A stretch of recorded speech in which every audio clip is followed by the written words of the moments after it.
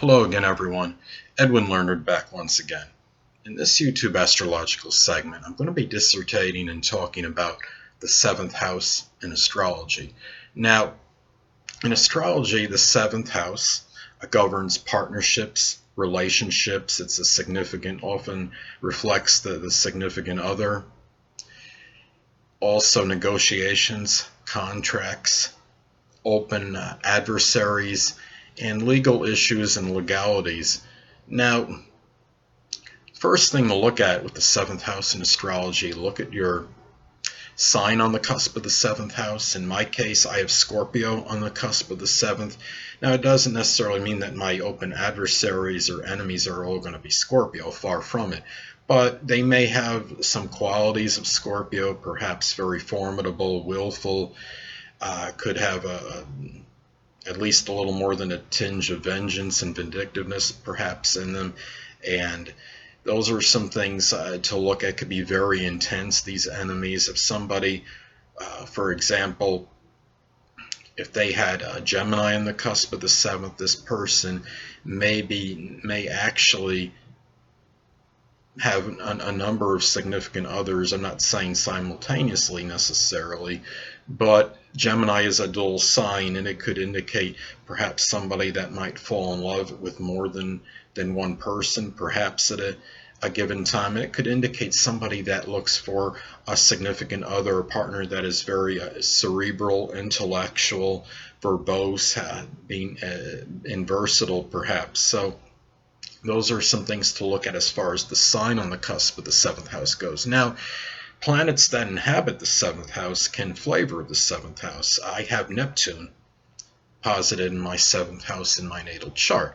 Now, Neptune is the planet of delusion and confusion, as many of you may know, and it could indicate that I have a hard time perhaps deciphering maybe things connected with relationships and understanding perhaps who is credible and who's not, the Hatfields from McCoys, the people that are truly my friends and who's not. And it shows that I really need to be very assiduous and careful perhaps regarding contracts and negotiations, because there might be I might be very prone to deception as far as that goes.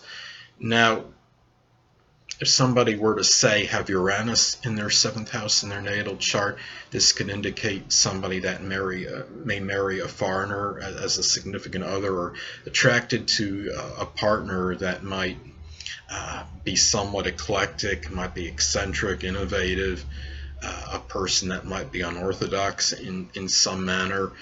And there might be some, perhaps there might be some upheavals in this person's relationships in general in their life. Now, another thing to look at is to look at where the ruler, the planetary ruler of your seventh house lies, as this can show the area or sector in life where the seventh house energy is deposited or injected into. Now, I have the ruler of my seventh house in the third house, and this could indicate that I may bring perhaps people in my relationships into perhaps my short journeys, my travels.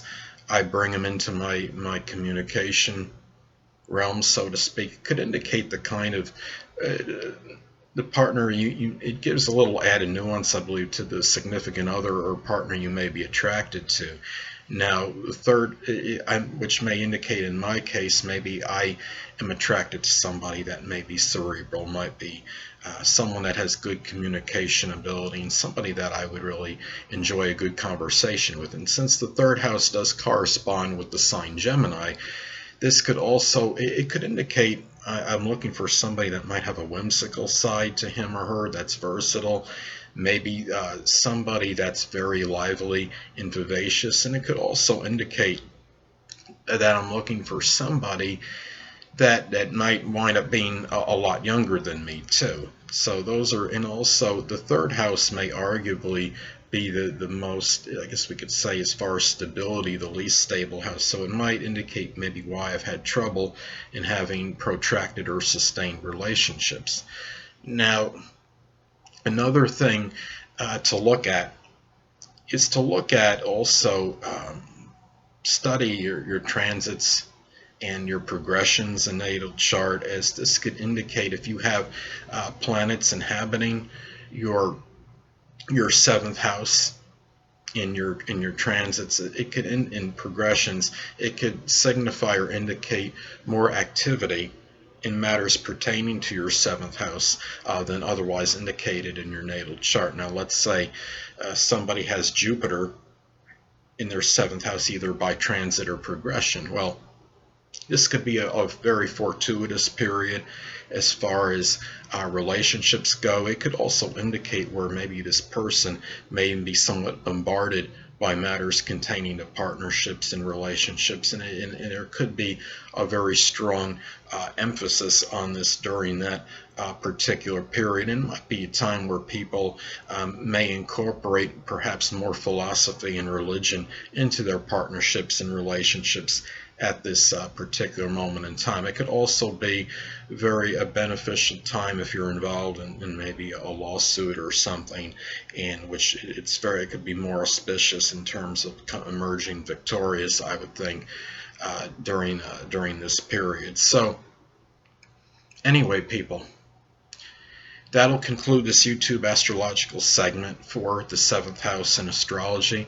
And stay tuned next time, where I'll be dissertating and talking about having Aries on the cusp of the 7th house in a natal chart.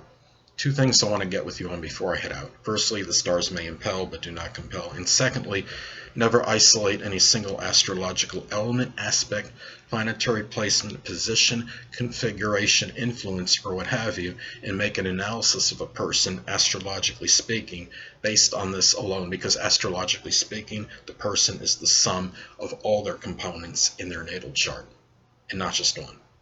Until next time, people, stay well.